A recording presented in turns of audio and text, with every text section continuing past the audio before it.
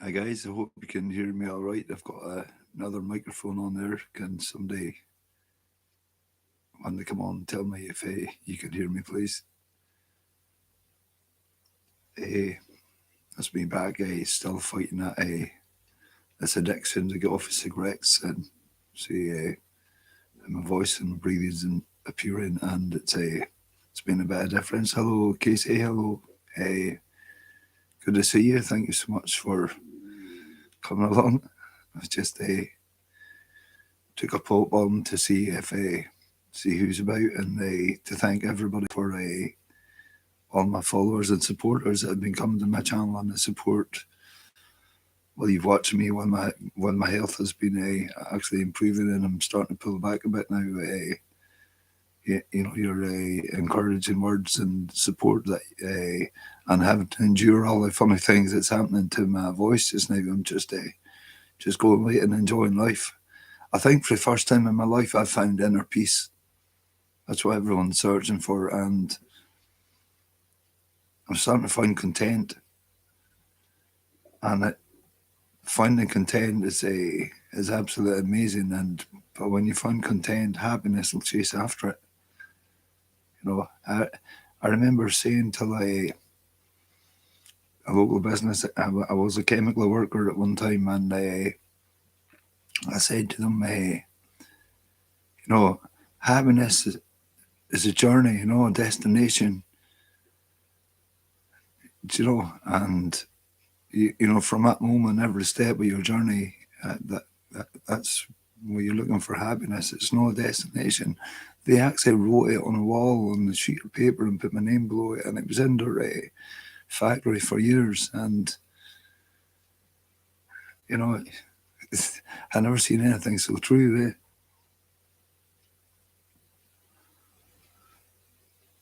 But the amazing support that I've had during lockdown, and people say I've given it support as well. Your feedback. This is the best thing to come out of YouTube for me. And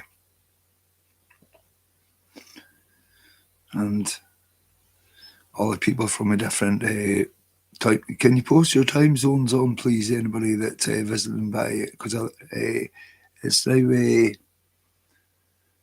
2 minutes past 3 in the afternoon, and it'll be dark quite soon. Probably about half an hour. It'll be dark.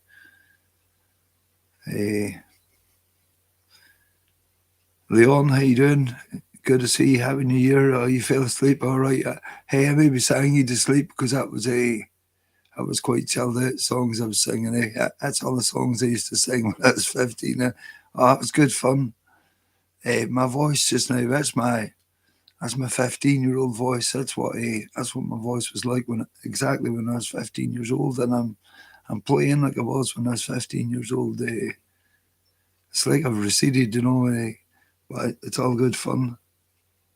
I can't wait till people see when I get my little electric guitar back out and kicking through, and because I was playing with my 15-year-old voice, I was back playing the stuff that I used to play when I was only 15. And when I was 15, I used to be playing my guitar in my bedroom, minding my own business, and somebody would be shouting from the back of the house, and I'd go and have a look out the window, open the window, and they'd be shouting, turn it up, and my back garden was full of women, girls and boys singing and dancing in my back garden, like on a Sunday afternoon. That was my only day off, and it was quite amazing. That was just people that were walking past on the street and heard me singing from my bedroom and stopped, and came around the back and stood in the garden. It was quite amazing. It's a pity there wasn't a film stuff around in these days, because it was quite bizarre, And even at school, because I sang all the time, even at school, I used to be standing top of the wall, and I had the whole school singing. And then at that time, I'm going home from school, walking through all the streets. The whole school was singing whatever was in the charts at the time. It was absolutely amazing. Like, I'm going to make a documentary about it. That's my project this year. I'm doing a project called The Scars of the Highlander, and it's quite fun packed. Got some good stories, some good journeys in it, and good happenings, as well as some pretty horror stuff as well. But it's been a good journey.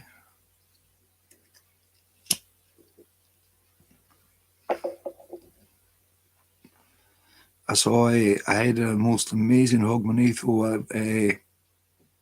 I went up a walk to Rock Hill. They were out, and when I was coming back in, I heard a Wick Pipe band playing, and it was blowing on the wind.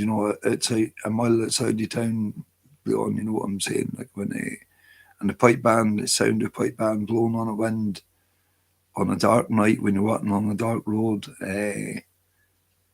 It's got a big sense of magic about it, on the night air, on a still night, it's something eerie, magical, powerful, and the air. And I went a Cardinal walk and followed the sound, and went to the bonfire at the Bignell Park, and saw, it was just full of musicians, collective musicians, and lovely people that supported the musicians. It was it's the most amazing Hogmanay I ever had in my entire life, and I caught up with people that I'd not seen for 40 years, and got wee chances to talk about our journeys and stuff like that, and it's just absolutely awesome.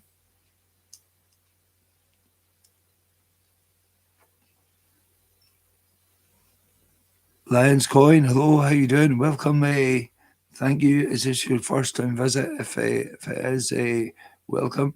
Can you post your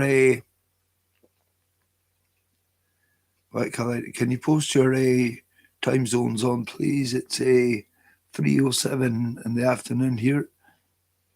Mary Downer, hello, how you doing? How are you? Good to see you. I'm just gonna have a wee tune in a minute, and hello, Dougie Doug. Pleased to see you. Good to see you. Thanks for coming along. Still fighting this addiction, Doug. I've cut him back, but I'm improving. I know if fags definitely got to go through. I got my proper warning.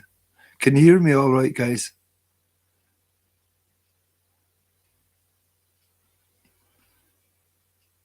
Can somebody tell me that? Can somebody acknowledge, please? I better write it in just in case. Well,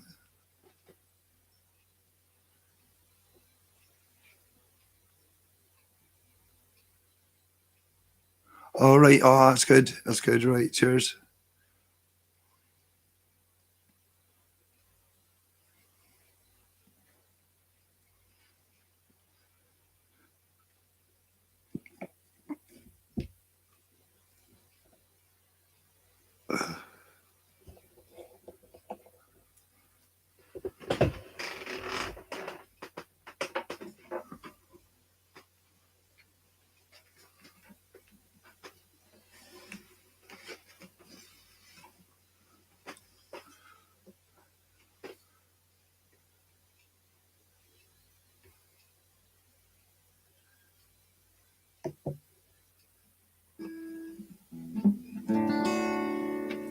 I'll just check my tuning, guys. Out of respect, should usually do that before.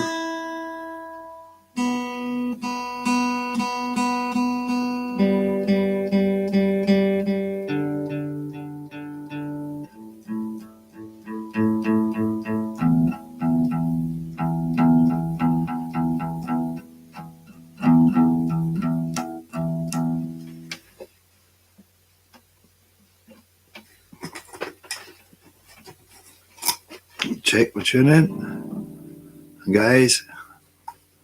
I'll check my monitor now.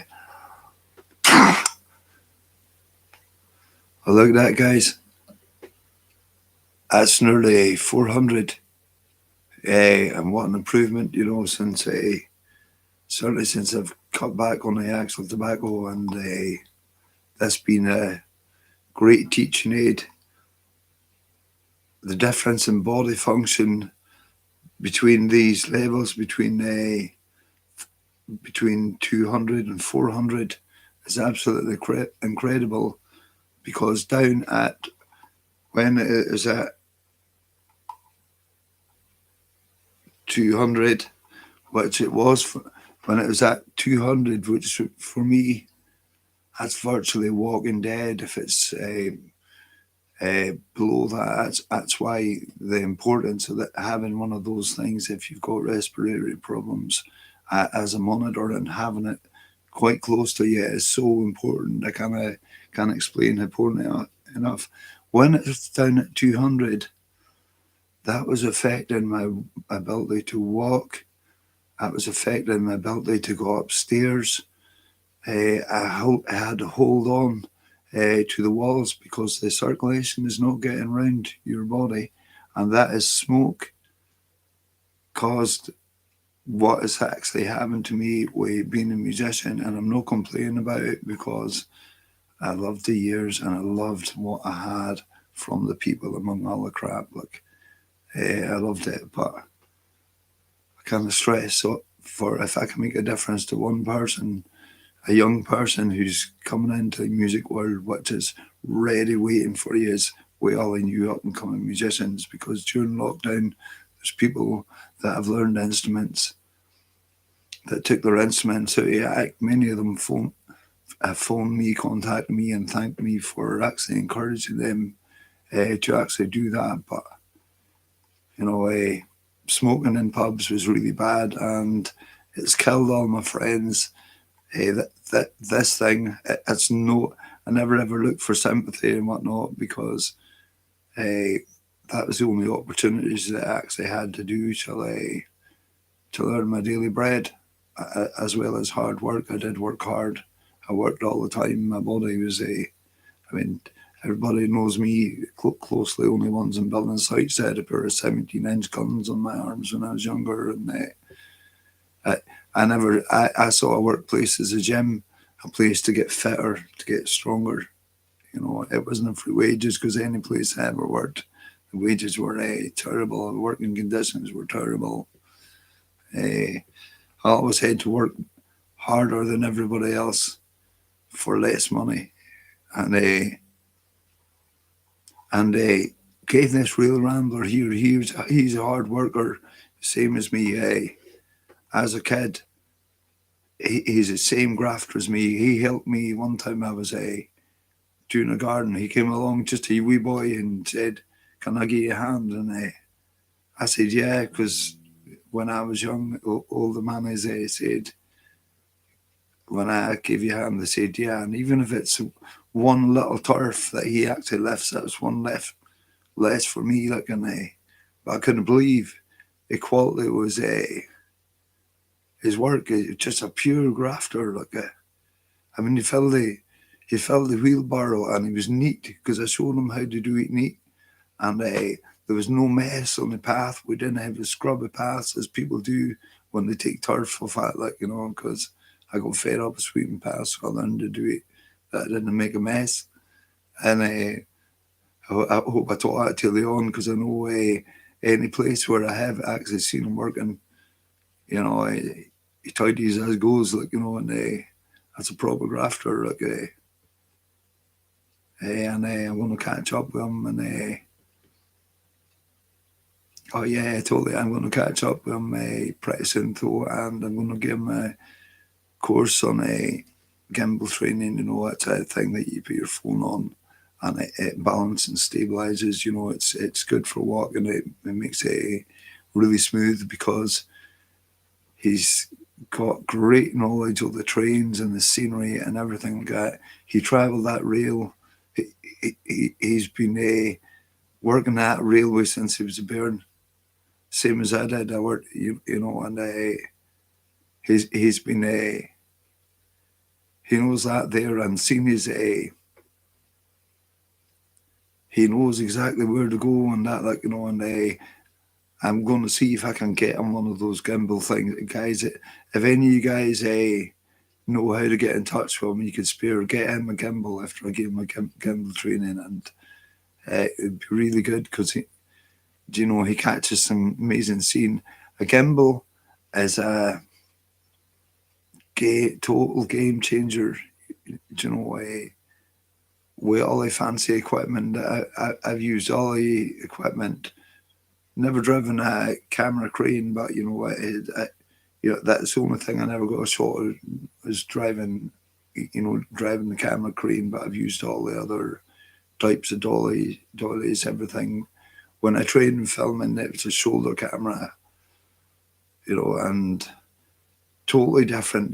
Very, very hard in the body. You need to be very, very strong. I was very, very strong, and as a cameraman, you've really got to be fit because terrain, you've got to walk across all sorts of terrain if you're wanting to get what what a viewer's going to watch. I just had the bug, walk through rivers, to get that shot, to get that for the benefit of the viewer. Anyway, enough waffling along. I need to play some music, but that's a major difference. On my battle of getting off JoJo's drums. I was in tears last night. Thank you so much for learning that song. It was absolutely beautiful. You're going to go conglomerate. Honestly, trust me, you're going to go conglomerate on YouTube. See what's coming through and that percussion and everything you got. You're absolutely unique. Jojo, post your channel on there, please. Because if there's anyone that's not been there, you need to go there. It's that show last night that just made Christmas for me. I was just sitting here, chilled at zone that just so good. Songs, you're right. The way the way you play them, that smile. See, you two guys are Simon and Garfunkel that meant to meet and we're honoured to. I'm sure everyone when they meet you, it's an honour to know you. It's so good, all the different sceneries and stuff like that. That you've actually showed us from your neck of the woods, which is a wee bit different from ours. It's certain weather you get some fairly wild extremes and weathers.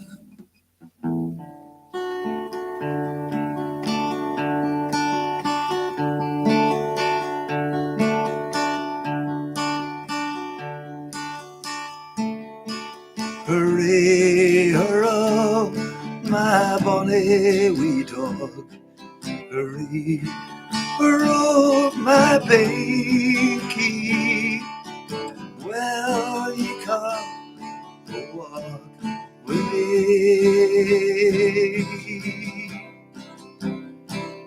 I'll take things heavily.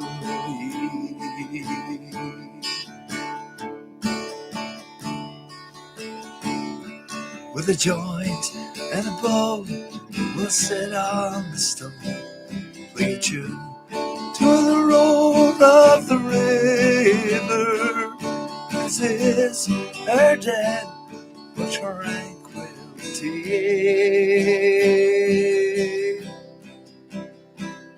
Sell my ukulele and me.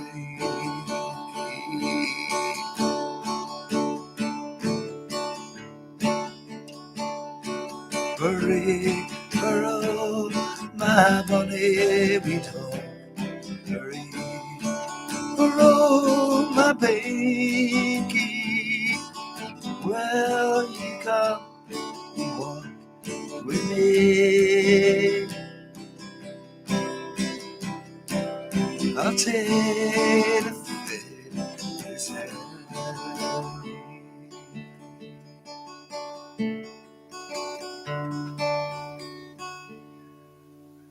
With a joint and a bone, We'll sit on the stone, play a tune to the roar of the river.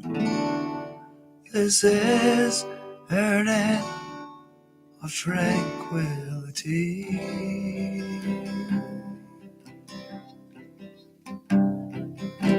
Sail a ukulele and Binky. I asked my next questions. I hope I can walk Binky one more time. Binky's a wee dog, Jack Russell, that was a rescue dog that I built up a friendship with. Dog was so scared of everything and spoke to me with her eyes, told me about her life. People in town called me a dog whisperer because I don't know, dogs love me for some reason, I don't know. First of all, they come growling at me and whatnot, and something just kind of happens, and once I let a dog make its decision when it's ready to come near me, they do. I've had people say, "Oh, that dog's never gone in." People are terrified of their dogs. The dogs can sense that through the lead. When their owner's scared, through that lead. I love dogs. I haven't got one myself because I'd be too scared in case something happened with it. I wouldn't be able to cope with it. I know.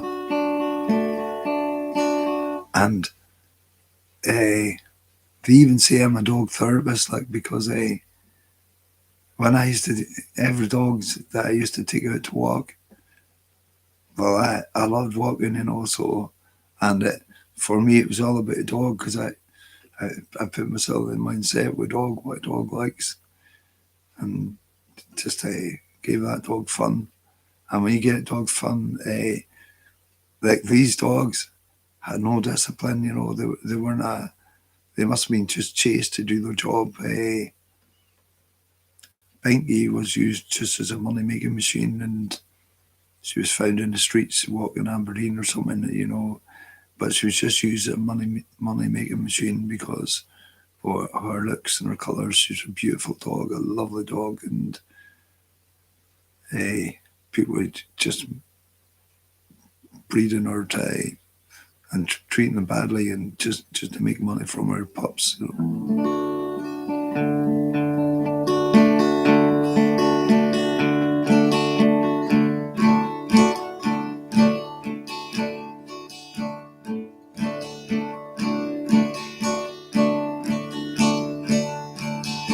Oh, the summertime has come, and the leaves are sweetly blooming, and the wild clouds in time goes around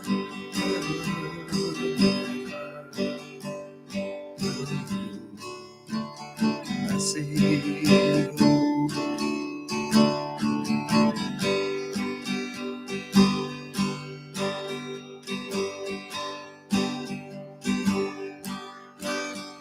I wander today to the hills, Maggie, to watch the sea below,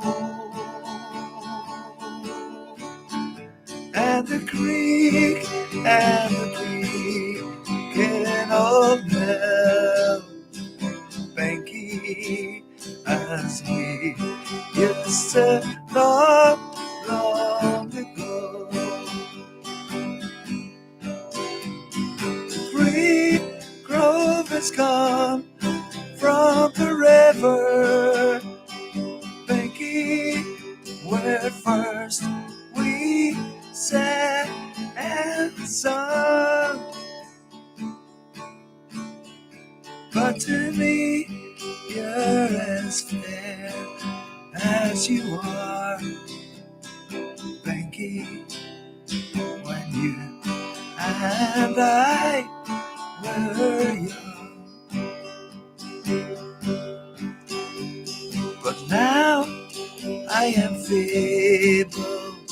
with age. Pinky, my steps are much slower than then, but my life has been a well-walked journey. Pinky, with you by my side.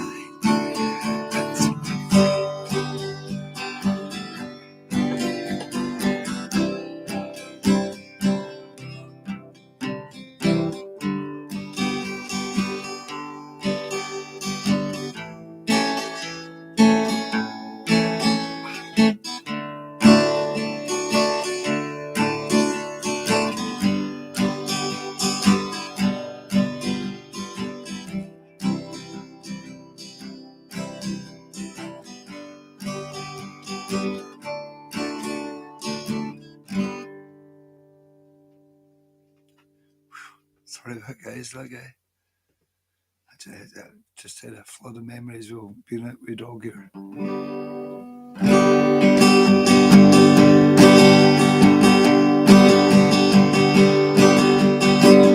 What happened to my little girl? I lost her to the cruel and heartless world. I never wanted it to be this way, but then my life just fell apart. I loved her from the very start. I thought we'd never ever part. Now all I do is sit and cry and ask myself the reason why. Boys cry too. Boys cry too. Boys cry too. Boys cry too. I loved you from the very start. I thought we'd never live apart. But all I do is sit and cry and ask myself the reason why. Boys cry too. Boys cry too. Boys cry too.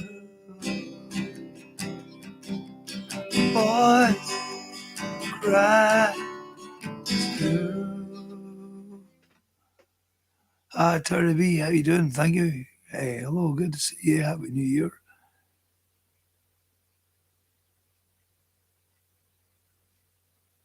Oh, thank you, Jojo Strums. Jojo, what a beautiful song you made of that One Minute in Time. I think you should launch that one as a title song, and that's absolutely beautiful. And I think you could take that song to another level. It was beautiful, you know. That's a much loved Scottish song. It's sung everywhere at New Year. That is the one that brings harmony into the place, and that's where you see them rocking back and forth and singing. You'll see the magic sometime when you go to play that live. You know, if you get a Scottish audience and you sing that song, that is a lethal weapon for you if you ever land up somewhere where there's someone on holiday from Scotland. That is a lethal weapon to you, that song. Jojo, because see, when you play that, you will be bringing them home. They will be sitting there and singing that, right? And before you know it, it doesn't matter how many times you sing that chorus, when you got that people singing along, because they'll start singing it, they will start dancing, they will start grooving. It's the most magical experience you can have with that song. It is lethal. Trust me, I'm a doctor. I've used it everywhere. It's one, it calms crowds.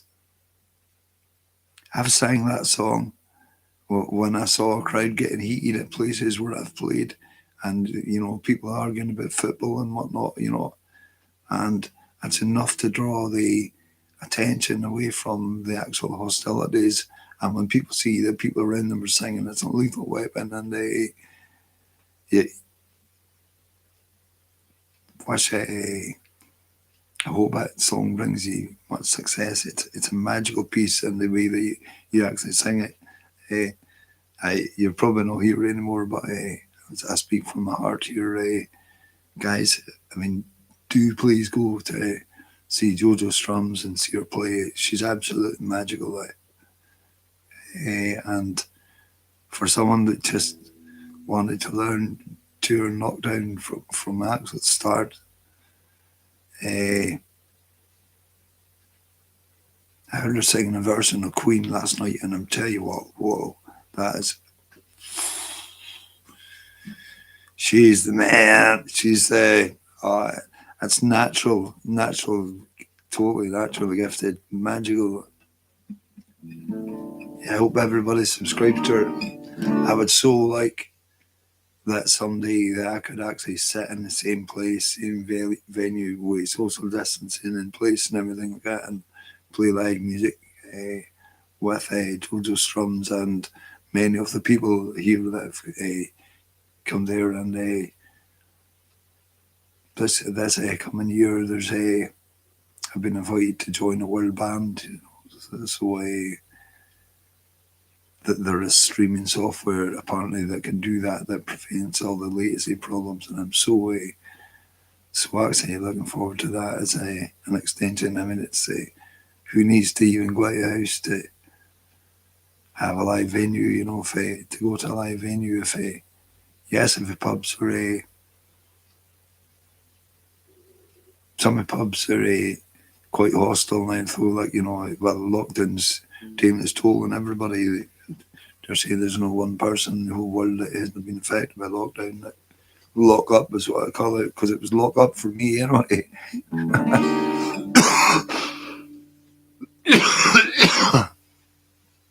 I got failed big time by some of the services, but I can't say nothing about it just now.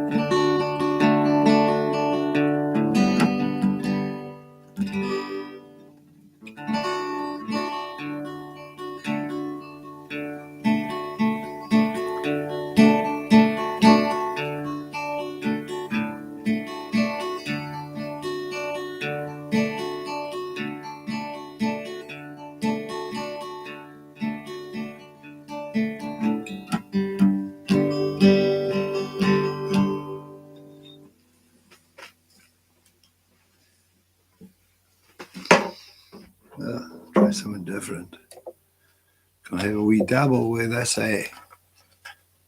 this thing? I don't know if you've seen one of them. It's a kalimba, and it's a fine, relaxing tool thing.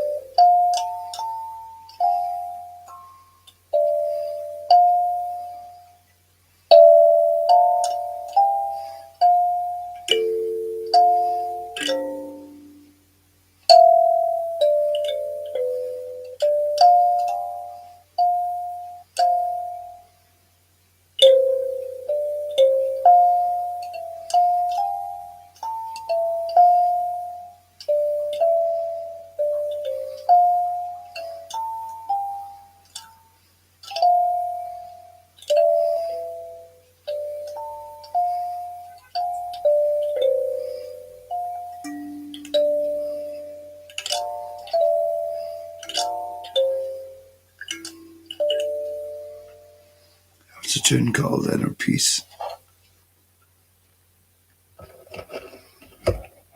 First off the cuff. It's a fine instrument. I got that. I got this instrument as a present from Margaret Fox. She's got a really good channel with photographs, nature photographs, birds and scenery of Scotland, and really, really up and coming, successful photographs. She's getting a lot of stuff printed in magazines and stuff like that. She's one of those lucky people that she gets close to nature. She gets photographs of birds where birds fly away, where she gets to walk right up to them without using all the technologies and zooms, which spoils the outside. That's how she gets brilliant photos all the time. And anyway, it's a very therapeutic instrument to actually play. I think every house should have one. If you have a bad day, come in and play that. It'll just take that strain off you. Just don't have to do anything. Just play it in time. Just gently with your thumbs. Easy to play. And I've used it a couple of times to settle a crying baby. Even online on a channel. On my channel, there was someone on one time on one of that StreamYard things, and I played it, and it took attention on the baby. That's just online, and the baby started listening to the wee chimes because it sounds like one of the chime things that that we used to get when we were kids. At wind up things. You used to pull the string and play that wee tuning music. It's because that's a comfort frequency, relaxing frequency for a child. Well, for both a child and an adult, that frequencies. I mean, the creators of all these musical things knew what they were doing when they actually created that, because I'd say people use music to put them to sleep and wake up, and they use it to wake them up as well. It's got a bigger place in life than what we even dream to think about.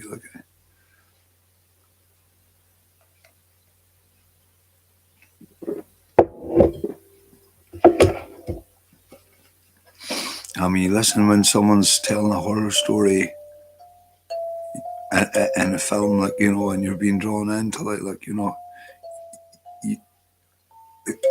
you're not really aware that it's not the storyteller that's giving you the thoughts. It's what's going on quiet in the background that people never notice.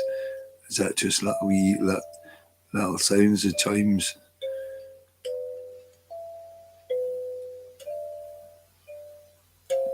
And sad notes tells you in your mind that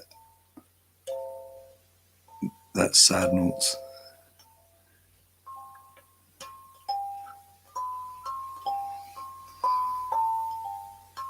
But then on comes some pleasurable notes.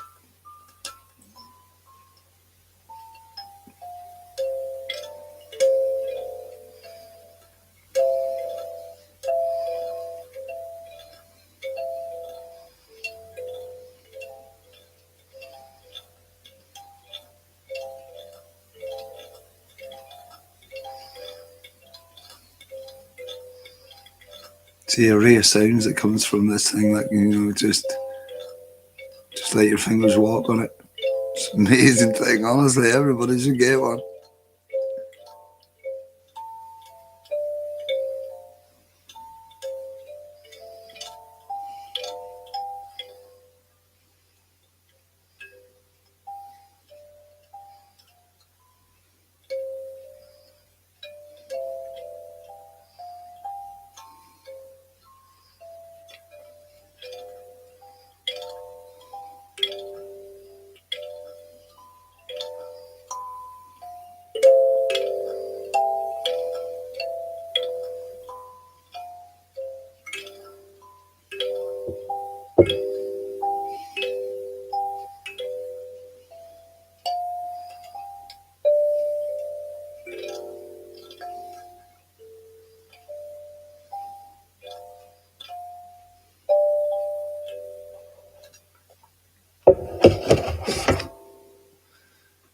Well, getting cold, so I have another hot drink.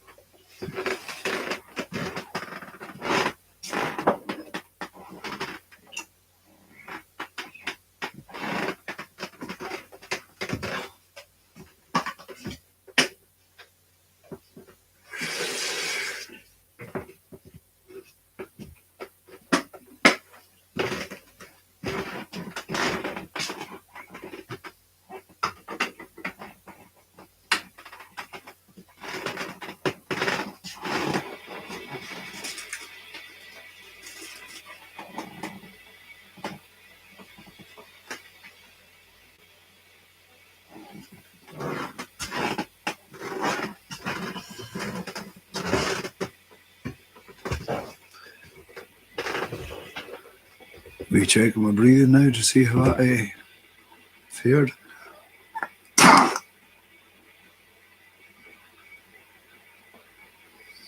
Well, guys, that's still a 350. That's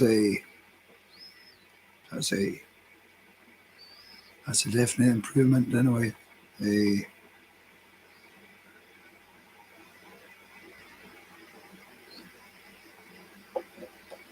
We're still dealing with a terrible addiction, so I've got to go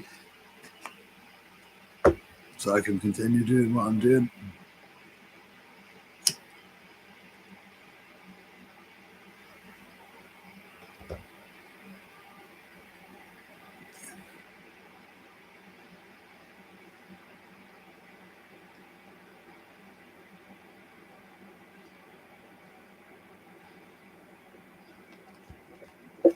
And maybe have someday to use less of that. I doubt it, but people know how much that cost.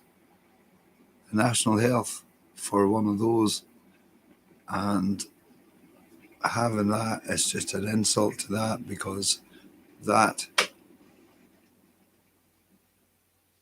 is stopping. That has got a harder job because of that. That is stopping this from doing its job. It's because of this. Maybe not yourself smoking, but someone else smoking, that you needed this. And your doctor has actually provided, or specialist, if you've been provided with this stuff, that it's such an insult to their care and everything like that we have in this. But it is a really bad addiction. I wouldn't suggest someone stop. I'm not saying that, but you definitely make a difference in your life and stop your condition getting worse if you take this. Because if you have to take this and you have to take this, you're totally insulting your medical professionals. Their hearts must be absolutely put out because of the hard work that they've done during lockdown, being there when we were all locked inside, safe. Many people just sat and drank, and that treated it like a paid holiday, fun retirement. These guys were out working, keeping us alive, bringing us back to life, and a respect for them this year. I've been told for years, that smoking is bad, but I do like my cigarette, and I know that all my conditions are caused by singing in smoky pubs. But I did hate playing for drunk people. I must admit, I hated the element of pubs. Different in the places where it was my people that were there, because they're jolly. They get jolly with a drink. All they want to do is sing and dance. But general pub things was absolutely horrible, playing for drunk people, because they can't remember what. Next time, I didn't realise that till late on in life. They come up and speak to you like it's the first time they've seen you, and you saw them a week beforehand doing the same thing, and they can't even remember speaking to you. It's a shame.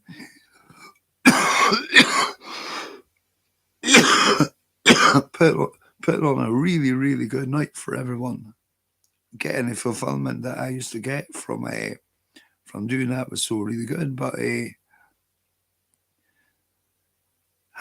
most of them couldn't remember what a good night they had I didn't realise that till late in life, that they couldn't remember anything about the night before. They couldn't remember all the singing, all the dancing and everything like that. Like, and back to see the same one every year, and every time you've seen them. And repeating then, because they can't remember what they said to you last time. And they say the same thing all again. It was like watching a deja vu film all over again. Okay.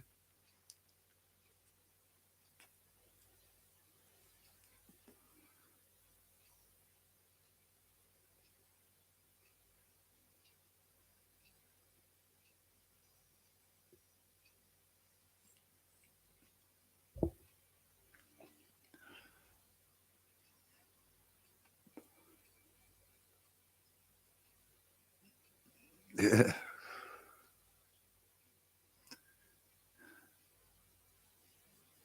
But life is good, guys. As I say, certainly this year, I certainly appreciated and all the good friends I've got in the world anyway. I saw them, they welcome me to woodwork at times when needed, and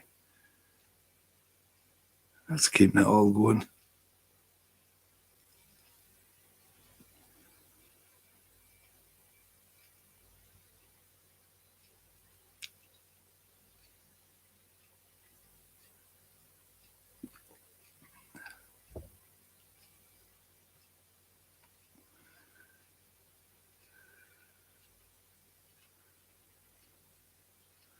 Aye, there's bars and houses now. Yeah. Loads of people built bars in their houses. Loads of people made great changes for their life.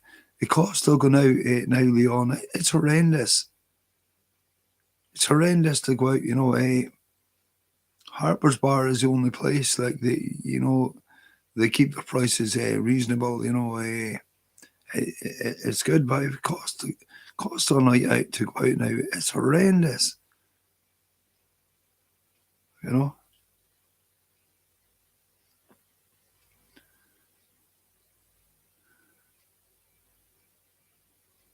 Yeah, just absolutely horrendous.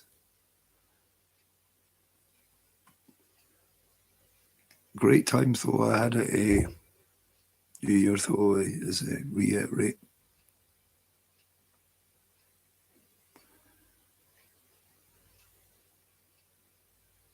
And it's still a new year.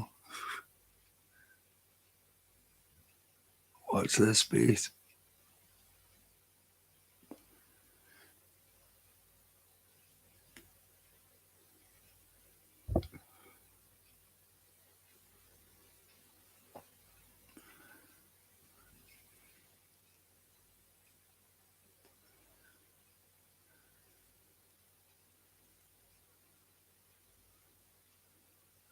What's that coming over the hill? Is it monster? Oh, hey, I had some moonshine before lockdown. That was made by a friend, and I didn't normally try that kind of stuff, like but it's a man that kent what he's doing, and it was quite good. It was a gin based. It was like a gin based. I think gin. I think gin is some kind of stage whiskey. But I never made homebrew. But I was a master at making homebrew when I was young. And I did get expert training, like, but I didn't drink much. I wasn't a drinker, like, but I used to see kinks that people used to get in, and for drinking my homebrew, from drinking just even a half pint away, because it was really was a really good, and great care and attention and precision was taken and actually making it. I could still do that,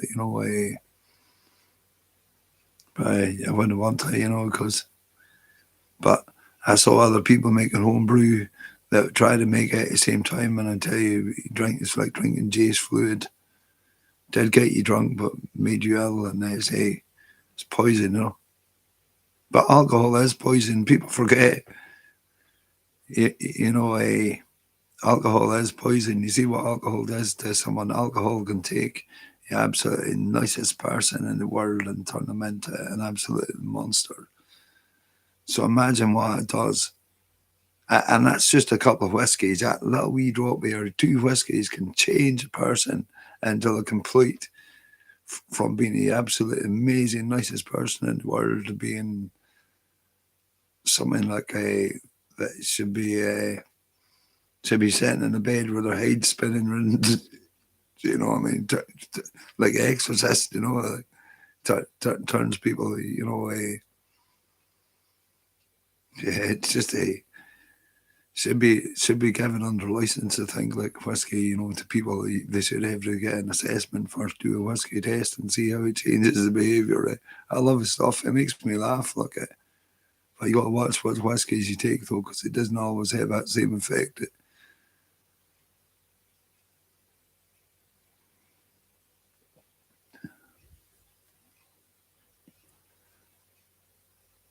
And the cost for feeling good with alcohol, it's not really that good a feeling.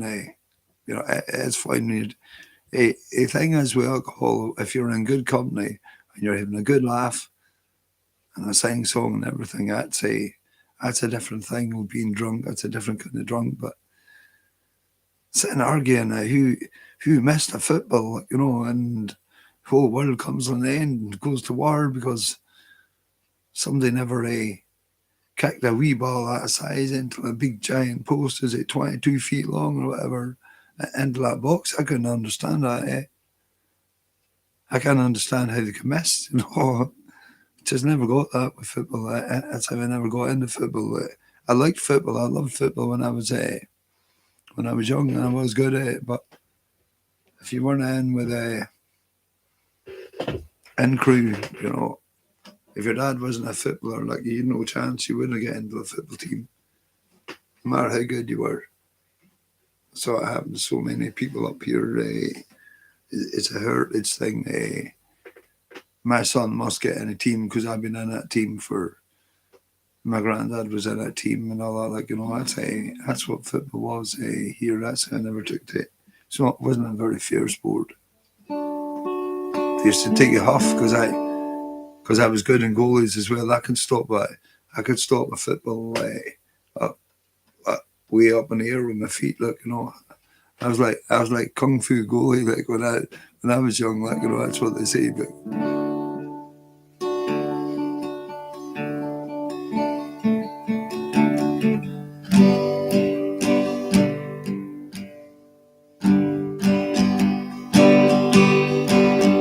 I ain't here for to do any business. I've got nobody special to thank. Searching for a friend of mine. Has anybody here seen Hank? Read in the back of the limo.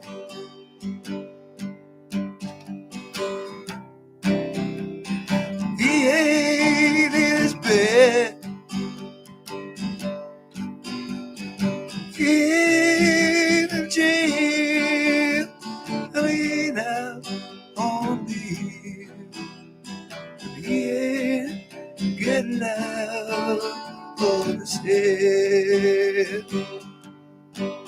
I don't care what he did with his women. I don't care what he did when he drank. Got a fistful of charms, got a gun beneath his arms. Does anybody here seen Hank? He ain't in the devil.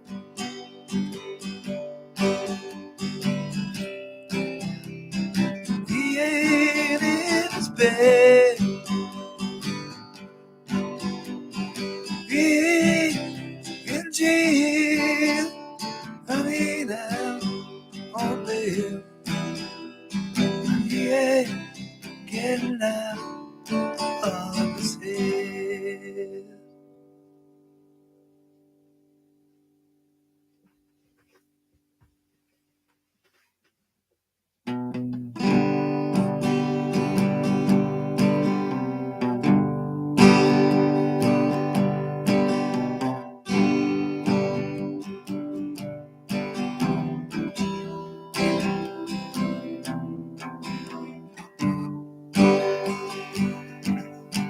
She used to work in a diner. Never saw a woman like finer.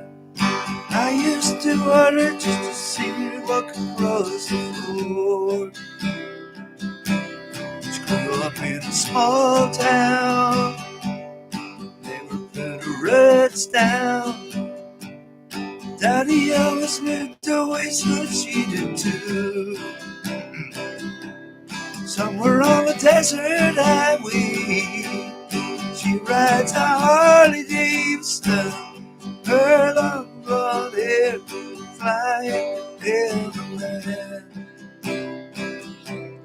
She ain't running half her life.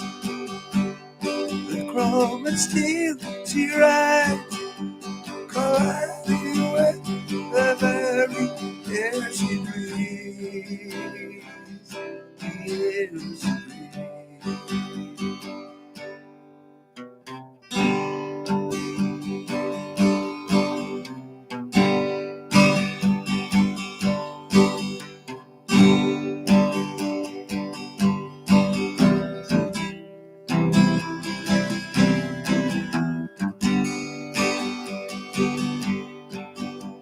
You know it ain't easy.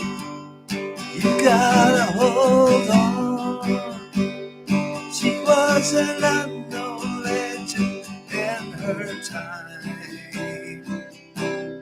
Now she's dressing to kiss, waiting for a magic kiss. She's got that far away look in her eyes. Somewhere on a desert highway, he rides a Harley Davidson. Her long blonde hair flying everywhere. She's been running half her life.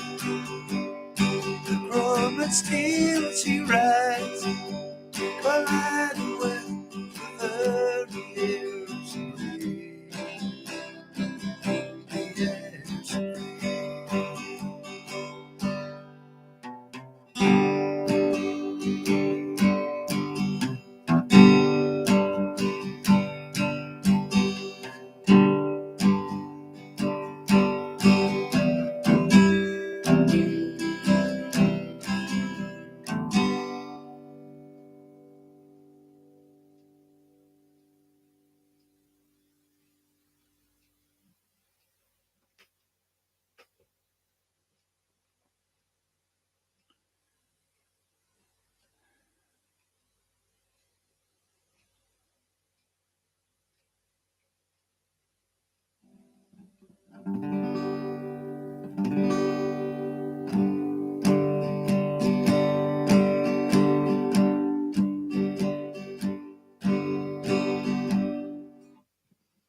You guys have to tune up, so a temperature here's a changing now, it's dropping.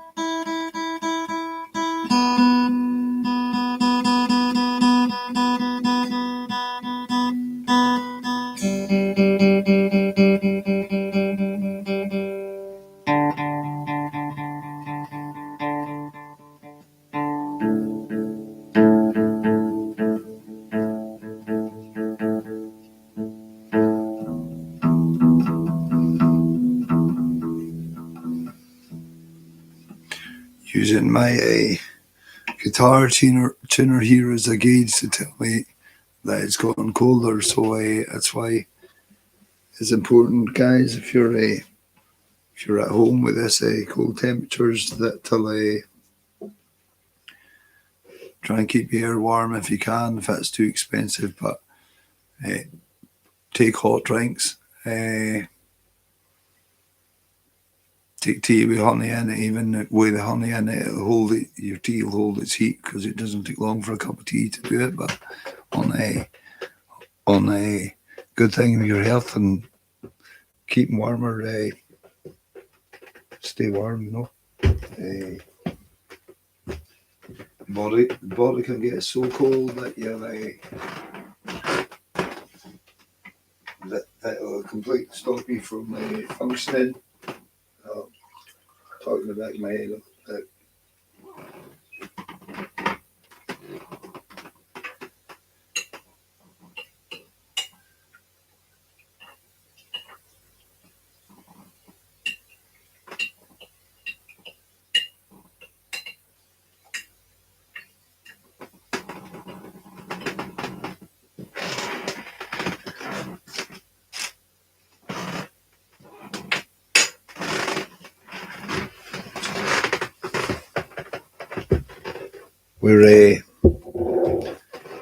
We're well acquainted and used to hard winters here in the north of Scotland. As the years gone on, nature has been fair enough here in the north of Scotland. Obviously, Mother Nature's angry with us by what she's by stormy seas and hurricanes and what have you that have sent and called each and every one of us carnage at some point in their lives. I'm sure okay, this real rambler, I'm sure you'll agree with that. Like in the north of Scotland, we do get our fair share of weather. And if you know how to rap for it, but just a cold air is the only thing for older people. It becomes harder to handle keeping your inside air. Well, basically, what happens with cold air? You got cold air and warm air meeting. That's what causes thunder, and you got cold air coming in your body and warm air. That's why coughing starts. It's cold air, just the same as thunder in the sky. That it's just basically thunder happening inside your body. And cold air and warm air, for some, that's cold air. I mean, ideally, you're breathing a bit of warm air in for a wee second until it gets you back your throat, and it's hitting cold air, and it's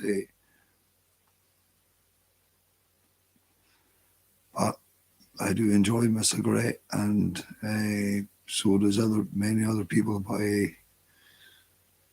just comes a time when you got to show a bit more respect to National Health for what providing us with inhalers to make us better, and we're keeping on insulting them by keeping doing this. I'm feeling bad about this, but it's that's what addiction does.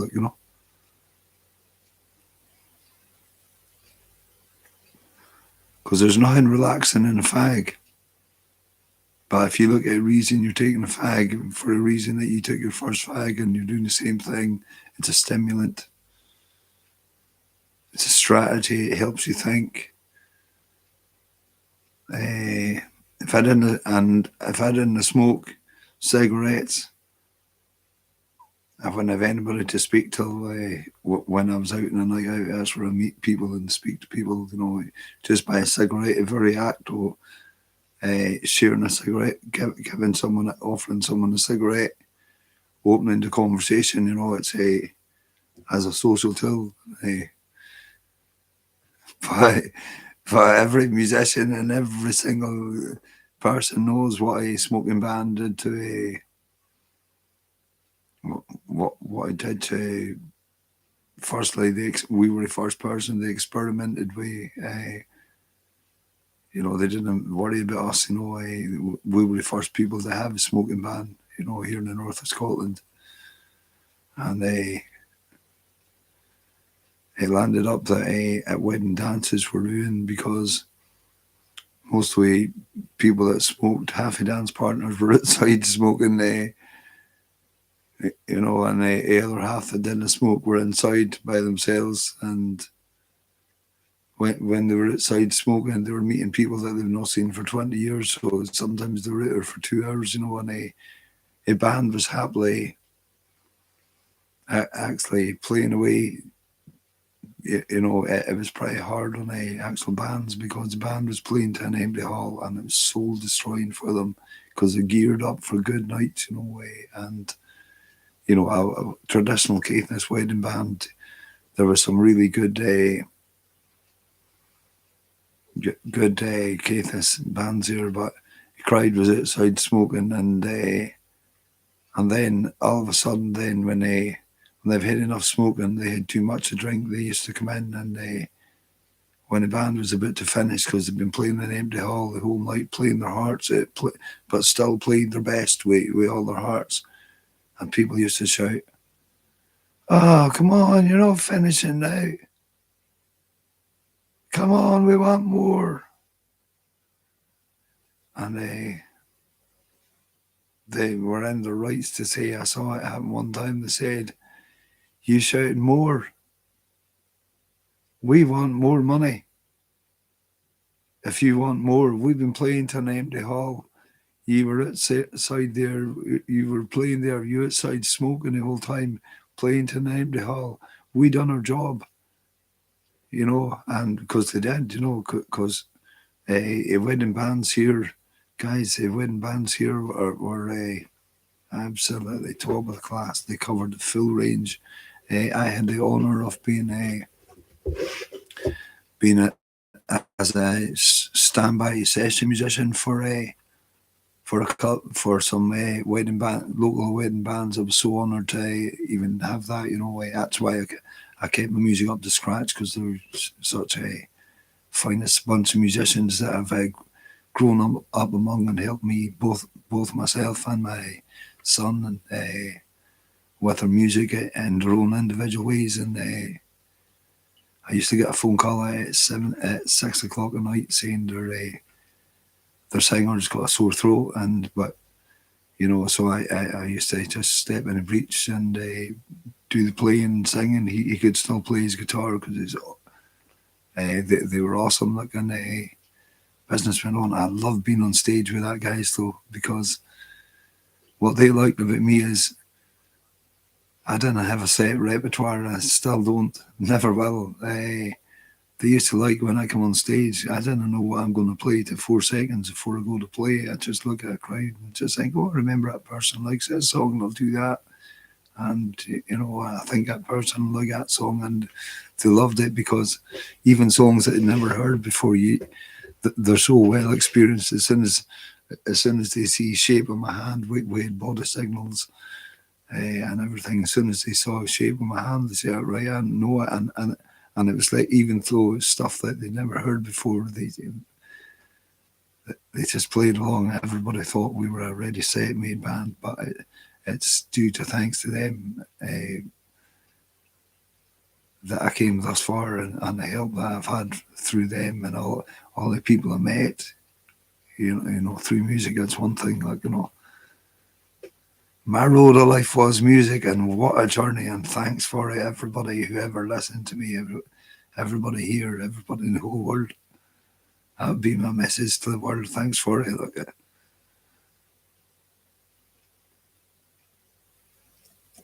What a journey. Wow.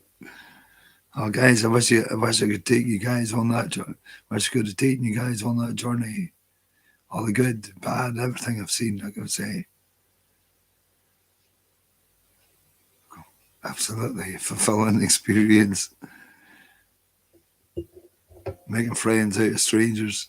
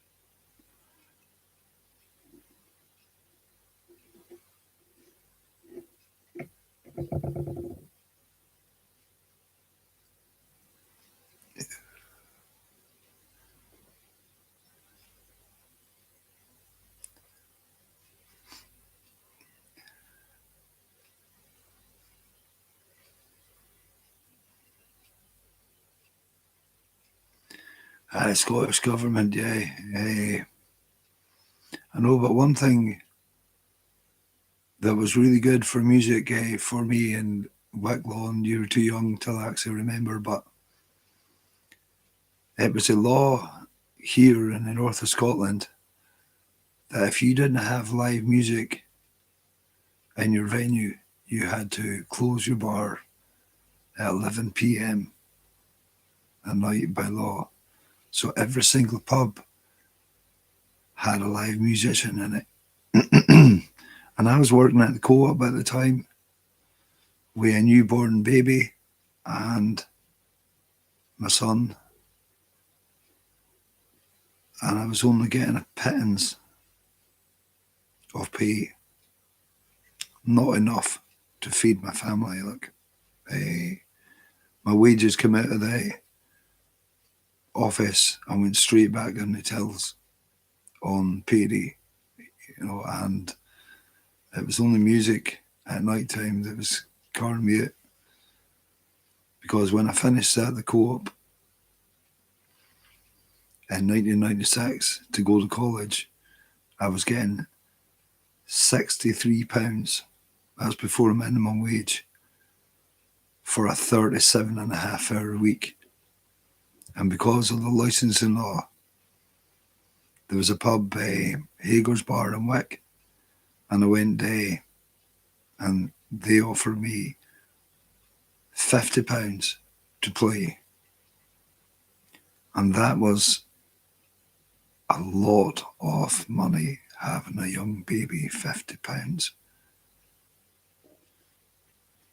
And I went down and set my equipment up, and and there was people there and that were supportive of me, and I played, and the owner came up and said, "Oh, you don't have to play." He says, "Just if you're here, if the police come in, we've got live music." And I said, "I don't mind playing, if these guys are okay with me playing." They loved it, and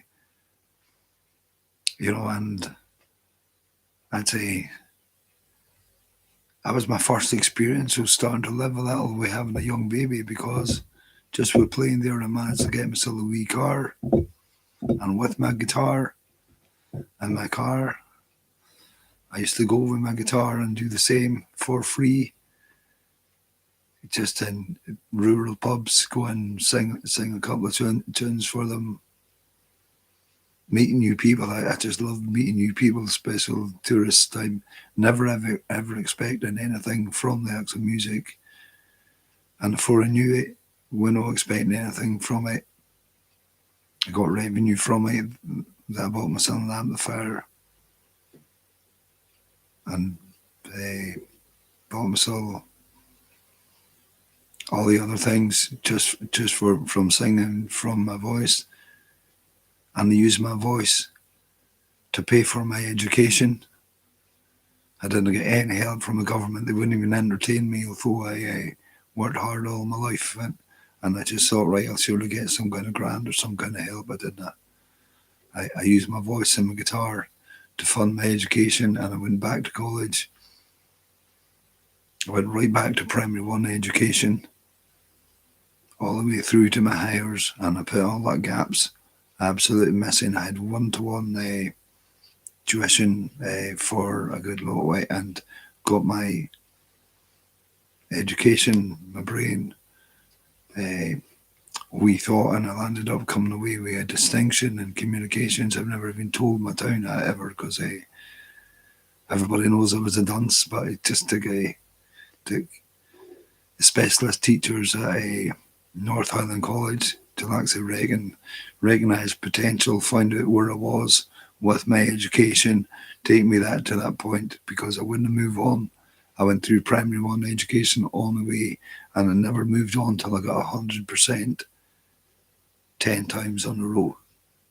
I think that I got a message for primary one education right through to hires, and I got a distinction for my communications. I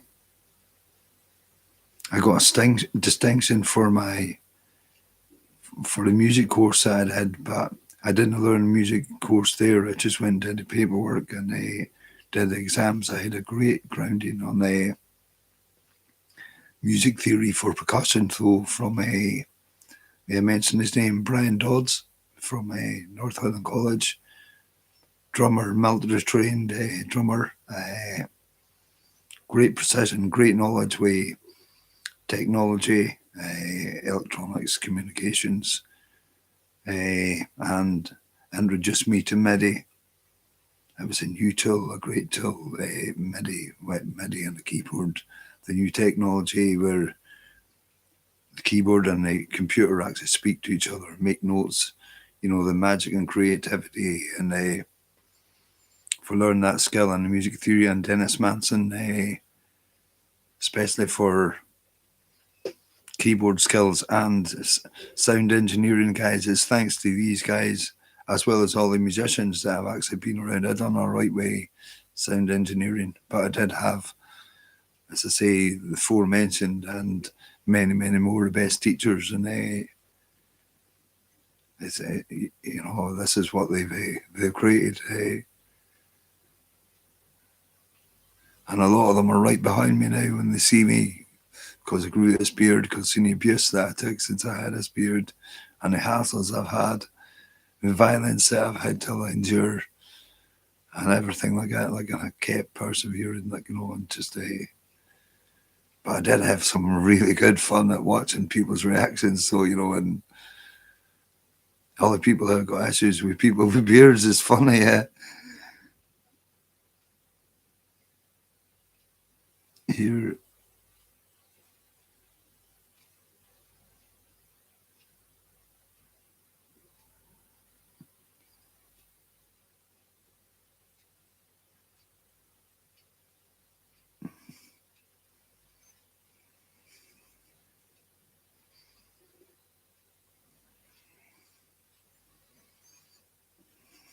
Oh, all right. Oh, yeah. I'll tell you what, guys. That's one thing for sure. Whenever I went in a strange town, always treat anyone with respect, and be careful when you're taking a wee scoot. Be careful what you say, politics or anything like that, because in a strange town, I've been welcomed in a strange town, but it could easily go the other way. And when you're in a strange town in a community and you go to offend them, a lot of these pubs, people that go in the pubs, say if it's somewhere where you didn't know, they become a community, and a stranger come in there and causing any kind of rumpus in there, it's no good, and it gives all the other people from that area where they come from a bad reputation. They think we're all like that. I did come across a bit of hassle in Orkney back in the early 80s when there was a small kind of biker gang, and because I was a wicker on my own, they thought, they thought, you must be an either hard nut or right in the head to dare come over here. You being a wicker, and I didn't know that because there was wicker bikers went over there. People from Caithness one time, and they just went mad, quite, a few years before that, because Wick and Thurso, a town that we live, they used to be at war with each other, proper civil war, and I spoke to these guys, and I told these guys that it was I told them who it was, and that wasn't a biker. I says, a reason I'm wearing a leather jacket, I says, because I work hard. I says, I use it as a support from my back. I had serious belt injuries, but most of all, I says, I use it to keep warm. It's the most comfortable item that I ever had in my entire life, and kept me warm. Well, think what, guys. Cows are outside and weather and all weather, rain, snow, thunder, they take shelter where they need. But that coating, and if you got a leather jacket, like I say, you're kept for weather. It's really good, and it's a really, really amazing piece of protection and support for your body as well. Everybody should have a leather jacket. Cortinus Brian, hello, how you doing?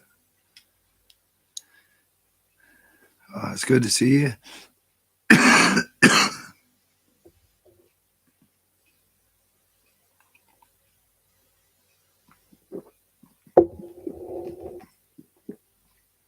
I've had quite an amazing New Year, Brian, so far. Caught up with a lot of people that I've not seen for a long time, some people for years. Told a lot of stories downtown on Hogmanay, but times that have been passing from people from different towns, and cheered them up with a song on my way passing, and times of need, and it's just totally heartwarming for me, like to have been told that. It's amazing. Like,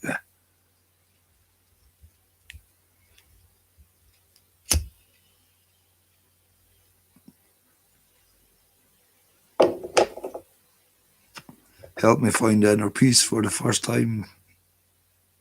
Certainly, first time since I was probably about 16-year-old. I'd find it for a wee while. I need to have everybody else learn inner peace now, because that's what everybody should be looking for. Content.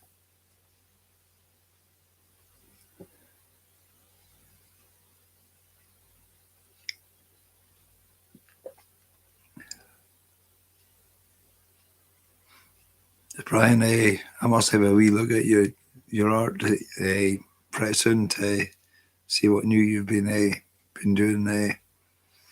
Everybody, Brian,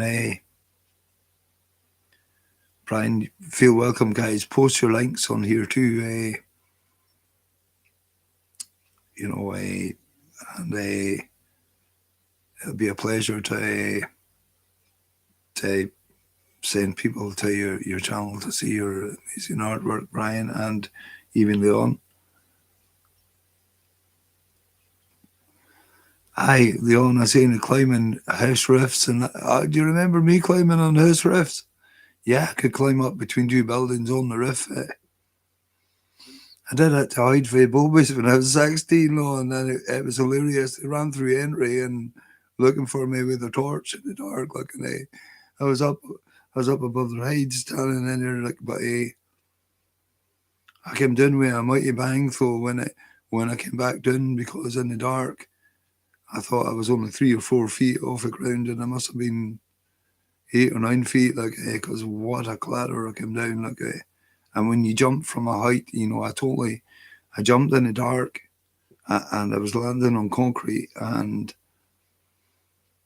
when you jump and you kind of see your landing spot in your mind, I was great for jumping off high buildings and whatnot, there's a place over side of 30 feet cliff on the backside, just along from the waterfront, Leon. I saw sand. There was a sand yard there, a lime yard, a sand yard. And I jumped off that cliff. I ran off that cliff and I jumped, and there was friends actually saw me, right?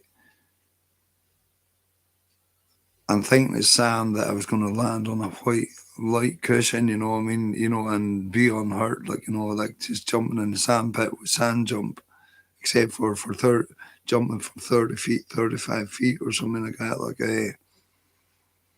When I hit that sand, when you hit sand, weight times velocity, it's hitting stone, because that's what stone is actually made of. And I remember there was they were laughing about it, boys. There was complete face print and body print and everything deep in the sand. On me, like, and people that were there, they ran down the hill, down the steps, and climbed over the wall and came in, and I was just out for it. My mouth was full of sand, my eyes were full of sand, and complete madness, like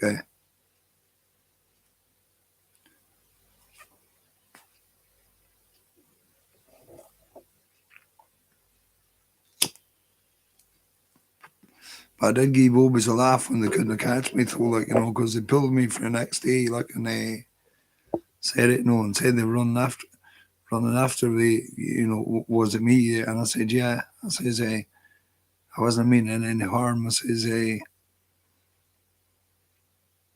says, I'm waiting till I says, I'm waiting to get called up till I thought we were all, they scared 11 daylight to us then, like, because they, we were all waiting to get called up to the Falklands. That's when the Falklands actually kicked off. Fortunately, a Army Careers officer said I wasn't clever enough to get in the army, so I'm glad anyway, because I wouldn't have wanted I'm a man of peace. But well, anyway, but I said to the boys, like, I says, well, if I got called the Falklands and you were enemy, I says that at least I would have been able to escape to safety. I says that's what I was doing. I says look on it as a training exercise for me, because it was for me and it was for you.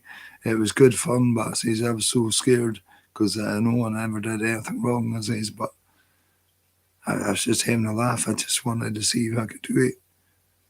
And to get from the top of Nicholson Street, Leon, right across to Henrietta Street without getting caught, and they were in a car.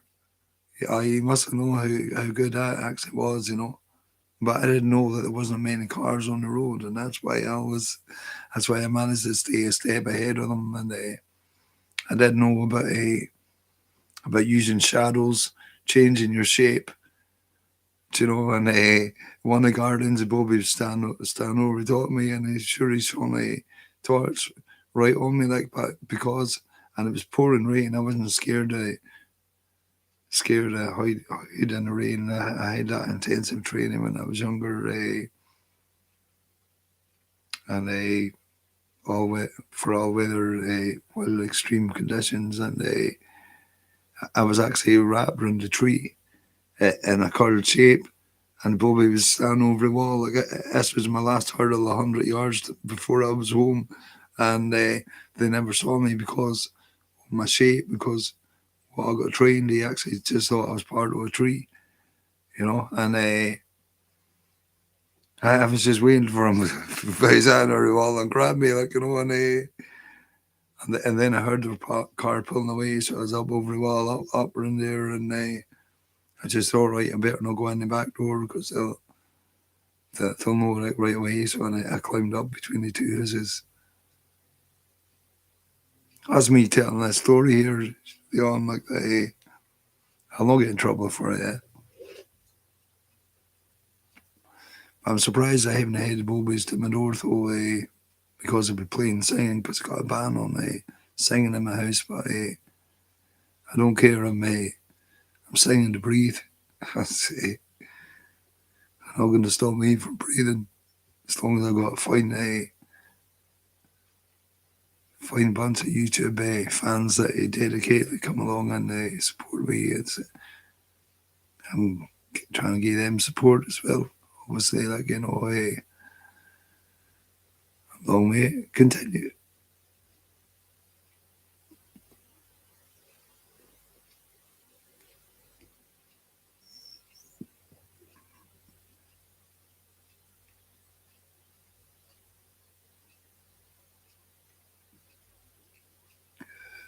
Oh, Leon, I never got that close to coos, eh?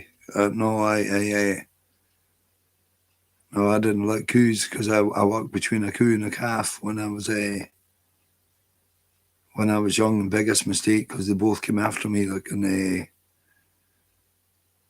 and fear took a better of me, like, and I did a jump. And if you saw a kung fu dive that I did over the fence, just as the coo was about to, a mother coo had actually just about to hit me, which I just got over. And even if it hit a fence, people didn't realise a cow is as strong as a tractor. It's a ton and a half or something like that. Like, and all these fences, The only reason that fence is holding the cow in is because it doesn't want to get through it.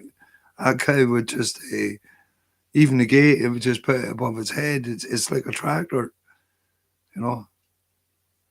But my goodness, you should have seen the kung fu dive that I did over that fence. And it's the one that ones that had a triple barbed wire on it as well, you know. Like, I mean, farmers, people used to say I was a menace and stuff like that, but farmers, guys, farmers had put that stuff on their, it's ferocious stuff if you get caught on it. Like, you know, I don't know if you, Leon, you're bound to been caught on barbed wire. Ooh. But it's here for a purpose, because the amount of people that, you know, cross country here and they still do it and cause damage on the land, they're disrupting the animals, they get a shock, walking through fields and stuff like that, because, I mean, it's only the farmer should walk in the field when there's cows and calves about, because he knows them, they do know humans recognize them every day and recognize them, but a stranger walking into a field of cows, you know how, Leon yourself, you know how cows do have respect for human beings and they know them, but if a cow decides it doesn't like you, I've got a friend that was absolutely pulverized by a cow and had to crawl under under a trailer for his own protection, where his body had been absolutely smashed to pieces, and it was a big. They had to get him to Aberdeen and by helicopter, and that was a cow that he looked after, fed, and everything like that. And he just decided one day it was going to have a bad day, and that was it. All it's no butter that comes from a cow. That's right, aye. Aye. But people didn't appreciate the farmers. It's the farmers that everything we consume is down to the farmer. That's another thing, that's a farmer and the fisherman. They're there. They didn't get credited for what they do for the world and our lives and our diets and everything like that. Keep us healthy.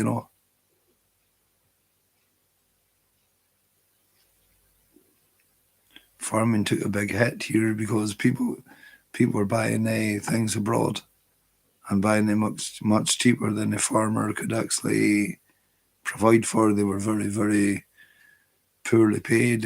With milk, they were getting a penny and penny or a pittance, and it's everybody after them that was making the money afterwards. The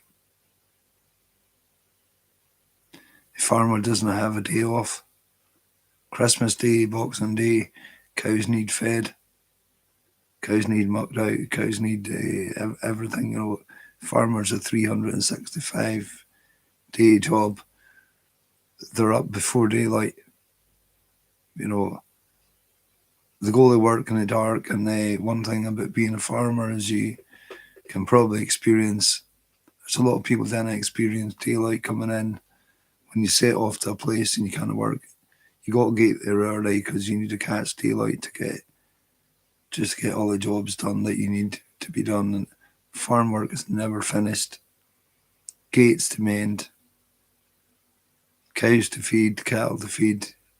I worked around farms, and dairies and stuff like that, but I never worked with the cattle.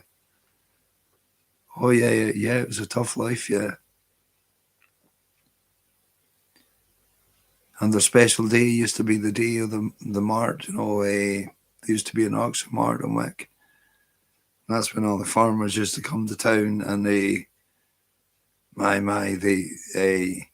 pubs in the town knew on a Thursday when the farmers came to town that there was no place could have them. It was such a good crack, and Oh, absolutely amazing days. Like,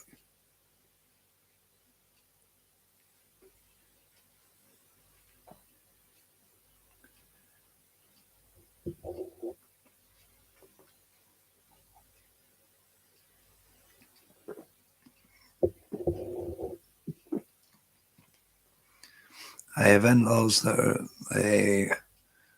are farmers, and a niece, a niece that's wanting to be a farmer and a vet. She goes out every morning, feeds the cows. She's done it all her life, you know. Her well is on her brother, so it goes out, feeds the cows, feeds the lambs, you know.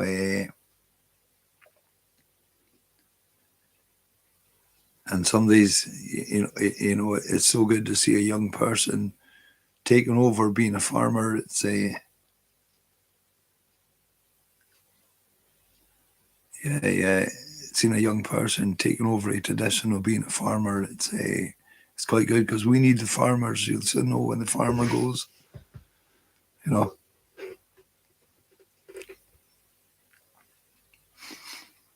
But in North of Scotland is worldly known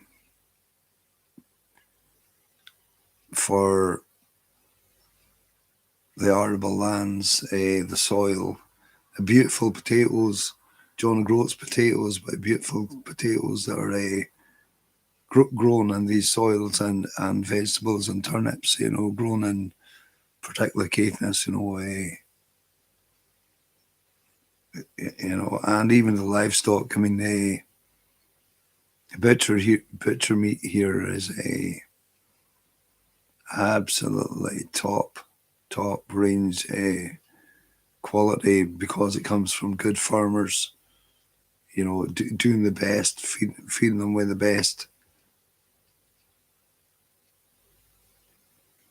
Oh yeah, a cow can jump a fair height, but I've seen a fence. Seen that fence is even that big, you know, the big fence posts. Like, all a cow's got to do is just either way it's hide with his bum, he'll pull that right out of the ground, effortless. It's just got to lean against it, like, you know, that they're only that fence is no holding them in. You know, if they wanted to go out there, they're just saying, "Oh, that, that fence is keeping other people out." That's what they say. But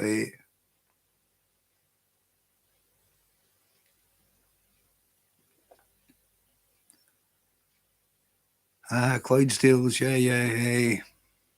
I've got a few friends that liked horses as well. I liked horses. I did have an experience one time. Looking after a horse. I was clearing it out and taking it out for a walk in the park and getting it a wee run. And the way that horse used to greet me, you know,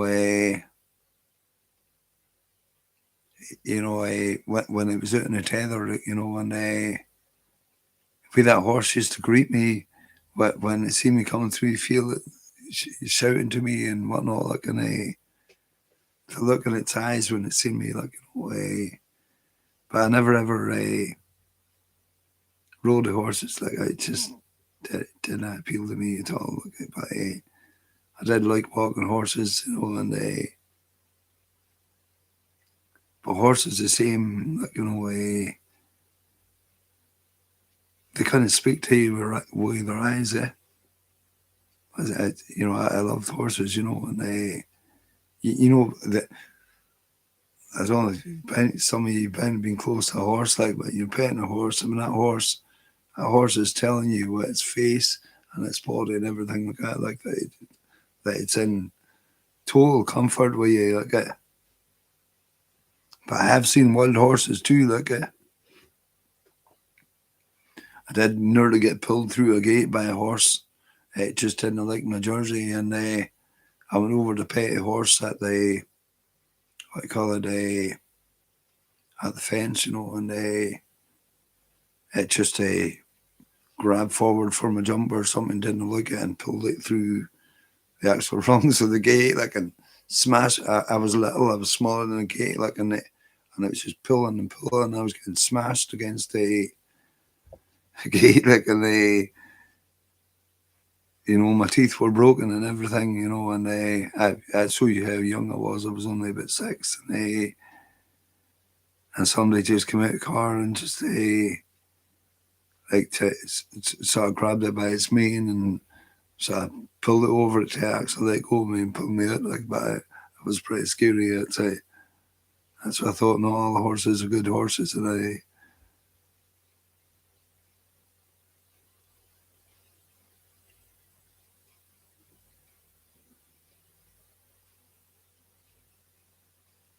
right, oh right, yeah, he was, yeah. I must go out and see him sometime, Leon, because I'll tell you what, he's a great guy, but I loved his coos, I went out. The only time I braved, the only time I wasn't scared, I went out before lockdown. I went out for a couple of hours with him, and I went out for a day to get my hand for experience, and I couldn't believe I was in walking about cows and everything, and I couldn't do that for. If you'd offered me £1 million, I couldn't do that. I was terrified, but I was safe here, and I never got any. But it was scary for me, but I couldn't believe that I was here and never got, because I was terrified of coos. And when you have a look at a coo's face, it's quite a bonny kind of creature. Every single one of the cows have got individual faces and characters. People didn't realise that. Only when I seen a few photographs. So people that took photographs of cows' faces, and you should have a look at Margaret Fox's channel. Leon, if do you have Margaret Fox's channel available? Could you post it on there? Because go and see what faces Highland cows actually put on when they're actually looking at you. That they're hilarious.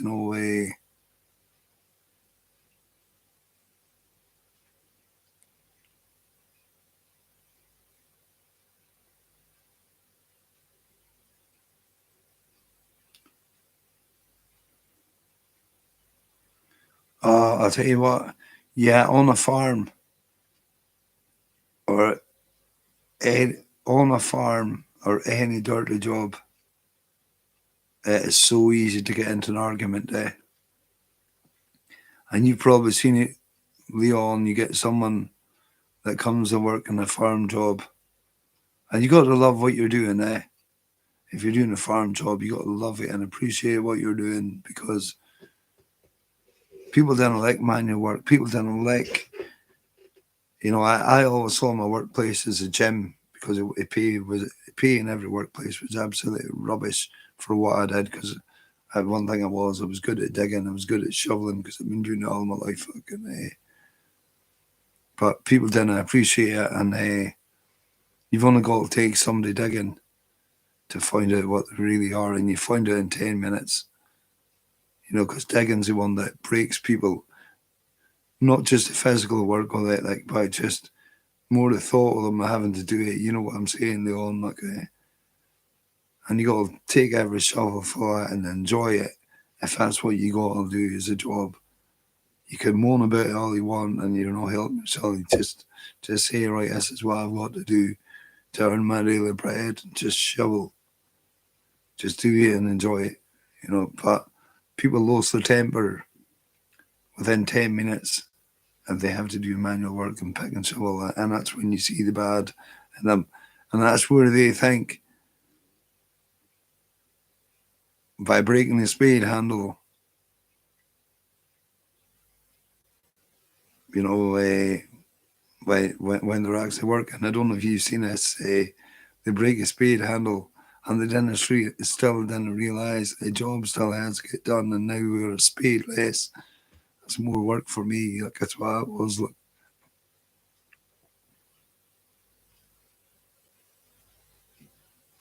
Aye, okay. Right, I'll see you later on. Catch you later, buddy. Catch you later.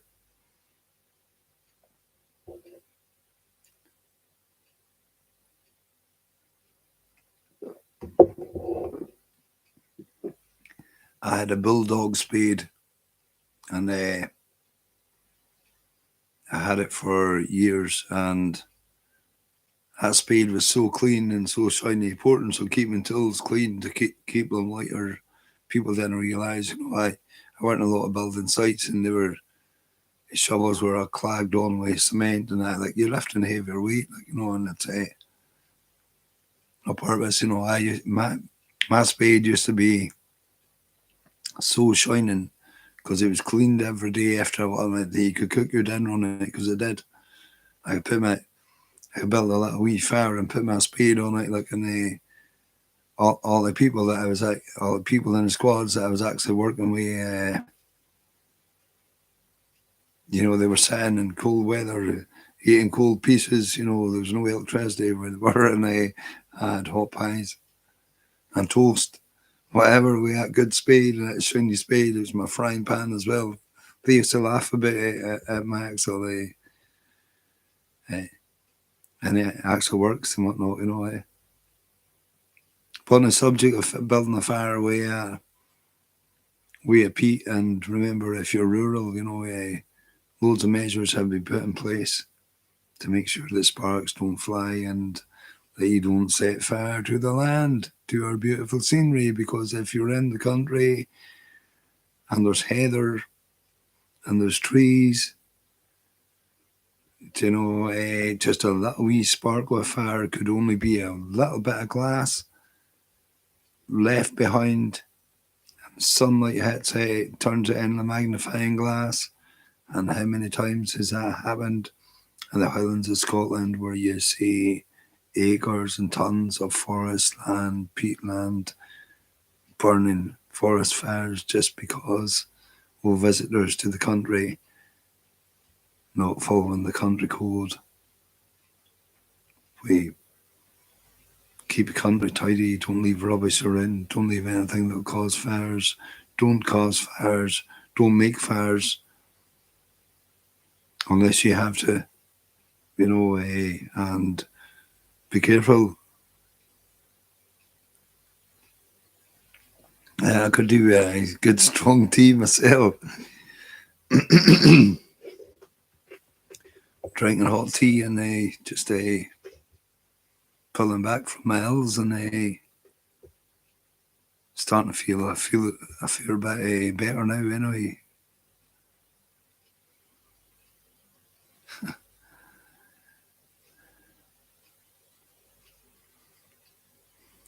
When all else fails, so tea is the answer for sure.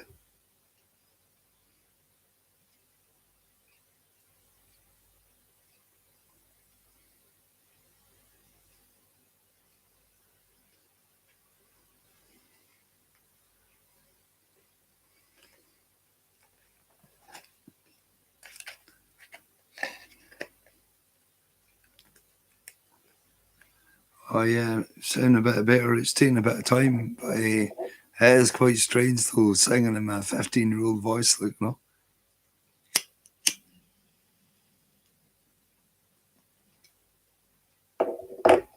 it's actually my talking voice. It's slightly different than my main voice, singing voice.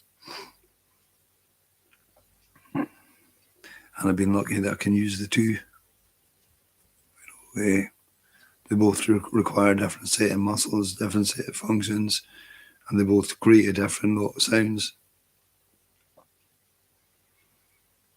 And what will be the day that I could use both of them together? I don't know. Perhaps I should try.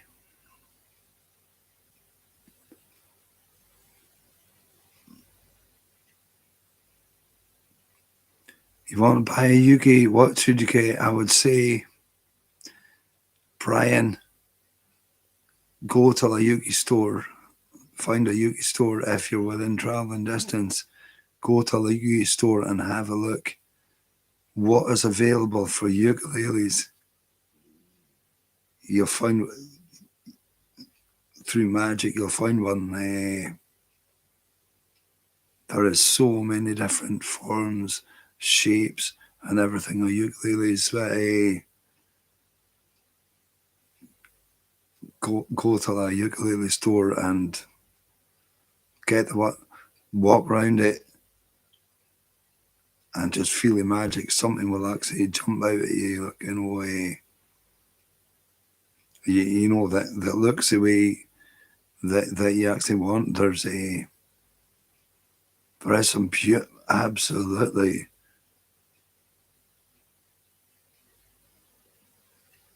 There is some absolutely beautiful, amazing ukuleles. Some like fiddles, some like lutes, some all different shapes, flying V's. I've got a SpongeBob ukulele, and you should see the reaction that I get when I played a full version of Bat of Hell on that to a massive biker gang, and not a biker gang, they're not a gang, they're a group, like, and well, but ukuleles, there's just go and get one. Well, I don't know. I always think it's better to go and see and look at an instrument, because I don't know if it's the same that happens to me, but you see an instrument, you like to look at that and see when you pick that instrument up, a bonding happens with that instrument. It's happened with me, all my instruments. I've got a bonding with all of them. Like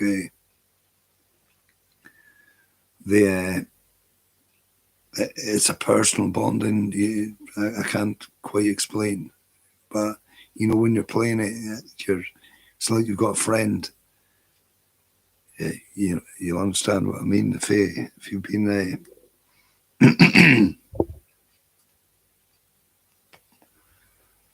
That way,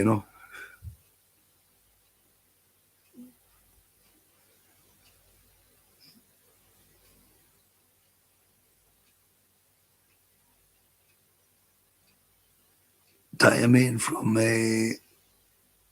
no.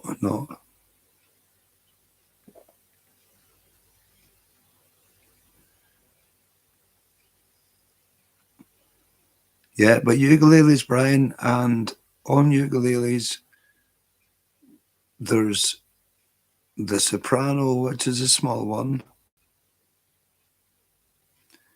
and there's the concert, which is a next one up, and there is the tenor, which is the one that I use most of the time, and there's also the baritone. Now, the first three ukuleles, they have the top string is the highest string. It's got that octave thing going on. But the one with the baritone is the same as the bottom strings with the guitar. And when you being a guitarist, Brian, you just pick up and play it just like a guitar. You wouldn't have any special learning to do or anything like that. But if you get a ukulele, I'd be happy to show you the first main chords in the same manner that I did over the telephone from Addy Harper. He showed me the first four chords within 5 minutes. Addy Harper. I took up ukulele because my niece phoned me up and told me she had a guitar for her Christmas. She got a guitar for her birthday and with a teacher to play it, and said, yeah, I went to look at it and I saw it was a ukulele, and I just thought, oh, it's a ukulele. But because I love music, I just I will learn this and so that I can teach her how to play it. And I borrowed the ukulele and I went and phoned Addy Harper up, my great friend, long life friend. And he showed me the first four basic chords in 5 minutes, told me over the phone what to tune it to, and showed me that. And he said to me, he says, right, you can work the rest out for yourself. You're big enough and ugly enough and clever enough. Work the rest out for yourself, and on you go, And I came off that phone after 5 minutes, singing and playing Johnny Cash and my whole contracept with that ukulele. And what a lovely versatile instrument a ukulele is. So fun to actually have with that, because I play rock and roll, I play AC/DC, I play country western, I play folk. There's everything. There's no boundaries with the ukulele, And a lot of people said to me that it was me that started the ukulele craze, because there's so many people went and bought ukuleles. They used to play guitars, and especially during lockdown, because they saw that and said that I was an influence to them with seeing my ukulele, because everybody thought it was ridiculous when I appeared with a ukulele, but what fun, like, it's just fun.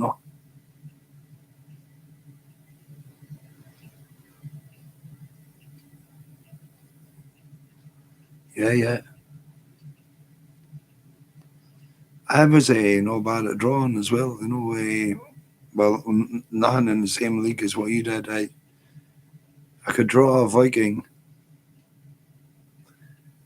and I could draw a gun, and as a picture, I learned to actually draw a gun, pardon the pun, as an art piece, pardon the pun, and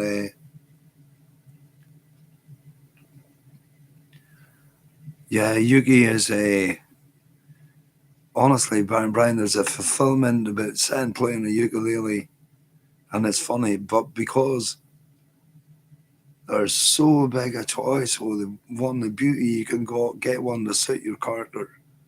You'll see one, you'll think that's me, because such there's a music shop in Thurso here, and the collection of ukuleles that they actually got there is wow, beauty, like beauty workmanship. Very, very costly, like, but you can appreciate workmanship that's gone into them to make them, and the finishes and the lovely tones.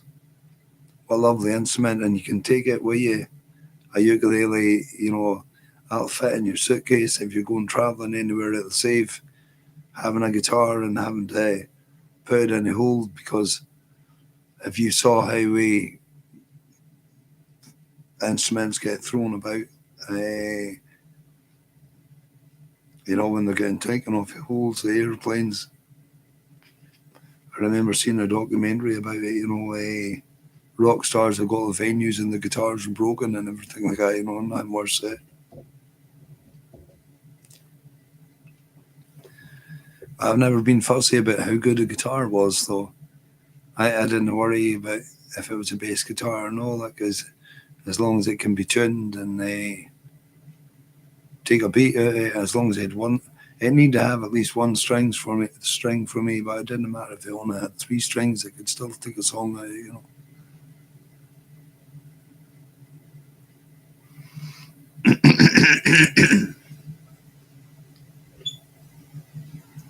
But ukulele, sitting playing it's so good fun to access play it.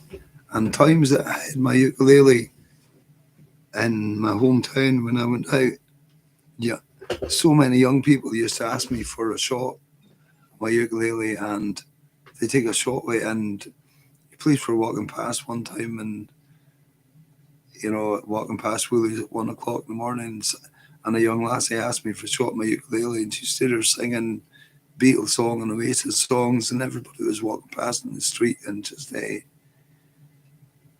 joined in, and the police were thinking probably what's going on in this town, everyone's standing here singing instead of knocking each other's brains out, it was quite a change for them.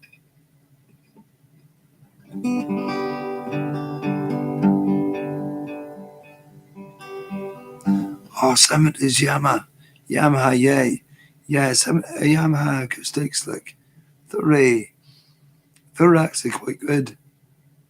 Only thing I would have said with Yamaha acoustics is they're quite good.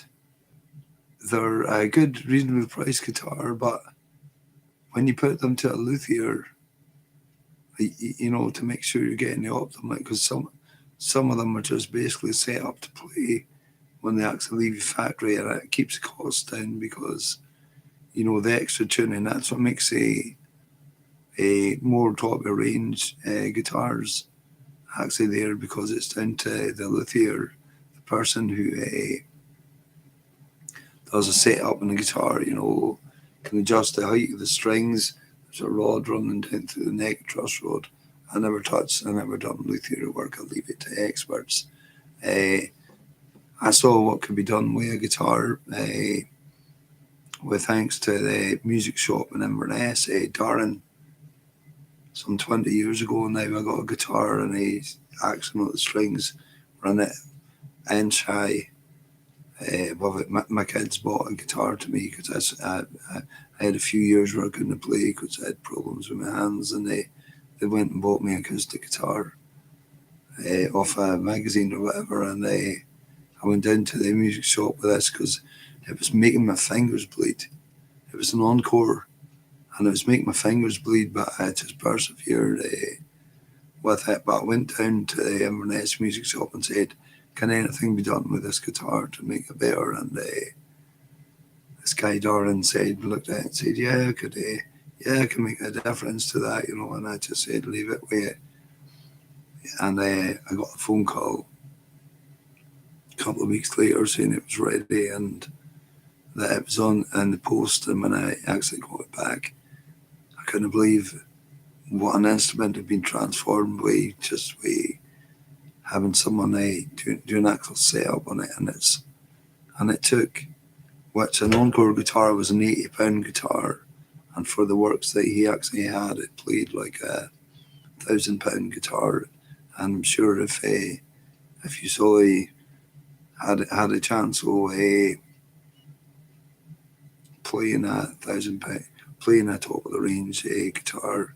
I played Taylors, I've had a shot of Takamines and that, looking wow, you know, really top Gibsons and top of the range, you know, and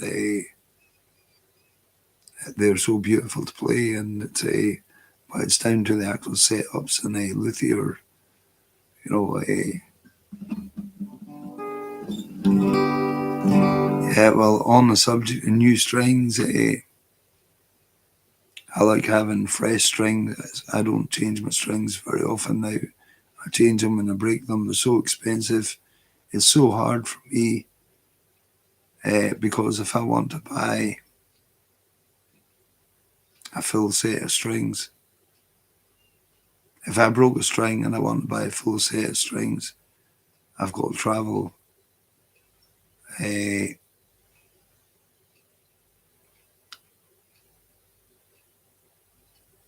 if I was to go to Thurso, they will not sell me a single string. If I broke a string, they said to me, you know, we don't sell single strings. I say, I was on my way to a charity do, and I said, look, I'm playing for free. I'm not wanting to put a new set of strings in this because this guitar has come back on the amplifier, back on a top of the wardrobe. And she actually turned and said, well, you Caithness musicians haven't been very much a support to us. She said, you haven't bought anything from us. We have to survive through tuition. And I said, well, hold on a minute here. I said, I've given you a lot of support. In your first 6 months here, I bought 5 instruments from you. And she said, oh, I don't think so. And she became very hostile towards me. And I pulled my hair back behind my ears, covered my face like that. I says, when I used to come to this shop, I says, you used to call me Mr. Ross. I says, and I used to get a cup of coffee. And I says, the first instrument I bought from you was an Ozark banjo. I wanted to take a new avenue with my music, and I came up looking for a bouzouki, and I saw a 6-string banjo on Ozark hanging on the wall, and I said, wow, what's that? And packed it down off the wall, asked them for a tuner, tuned it up, and I just played it just like an acoustic guitar, and I had a tune with our son and in the actual place who's a well-established gold medalist recording. She just couldn't remember me just because I grew my hair and grew my beard, and it was really, really funny as mad how judgmental someone can be, how she was. I pointed it out to her, how judgmental in a way, because it's a 40-mile round trip to buy a set of guitar strings from here, right? You know, that's how rural we are. There's no shop here sells guitar strings, and I've been trying to tell some of the shops to chuck them a morsel, you know.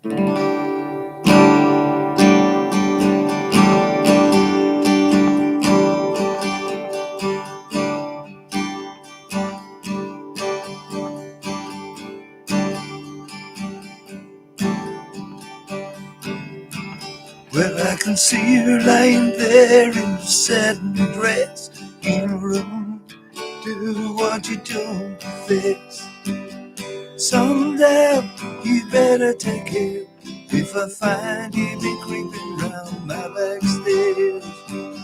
Someday you better take care if I find you be creeping round my back stairs.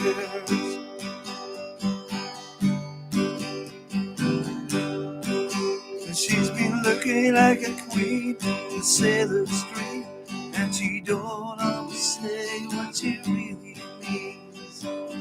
Someday you better take care if I find you be creeping round my backstage. Someday you better take care if I find you be creeping round my backstage.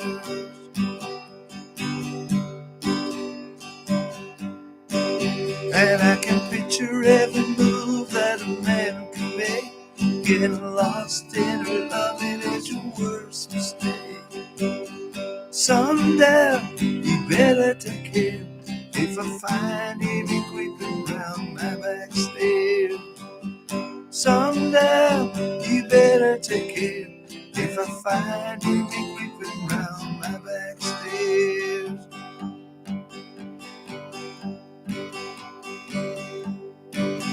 She's been looking like a queen in a Sailor Street.